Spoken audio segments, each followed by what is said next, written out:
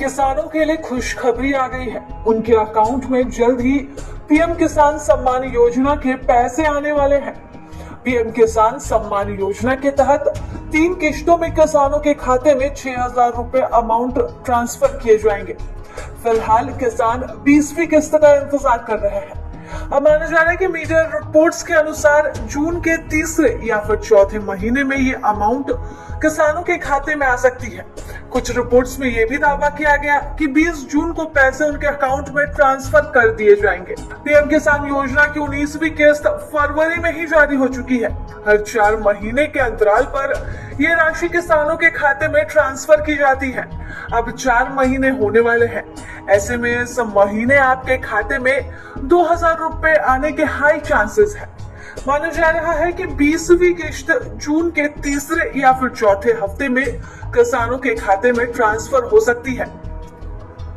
हालांकि सरकार की ओर से अब तक किसी भी आधिकारिक तारीख की घोषणा नहीं की गई है। ऐसे में किसान pmkisan.gov.in पर नजर बनाए रखें और अपने रजिस्टर्ड मोबाइल पर आने वाले एसएमएस को भी चेक करते रहें। अब तक इस योजना के तहत 19 किस्तें जारी की जा चुकी हैं।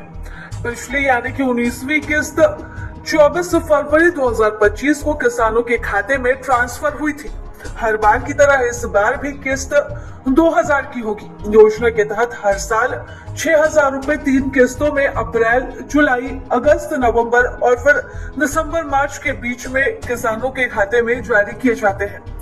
इस हिसाब से पीएम किसान योजना की 20वीं किस्त जून 2025 में आना तय माना जा रहा है, क्योंकि पिछली 3 किश्तें भी 4-4 महीने के अंतराल पर आ गई थी। जून 2024 में 17वीं किश्त, अक्टूबर 2024 में 18वीं किश्त, फरवरी 2025 में 19वीं किस्त जारी कर दी गई थी। सरकार की ओर से ये योजना किसानों की आमदनी बढ़ाने के लिए है, लेकिन इसका फायदा तभी मिलेगा जब तक यह प्रक्रिया समय पर पूरी ना हो जाए। अगर आपने अब तक eKYC रजिस्ट्रेशन या फिर डिटेल अपडेट नहीं की है तो तुरंत से पूरा कर ले, नहीं तो 20वीं किस्त से आपको हाथ धोना पड़ सकता है।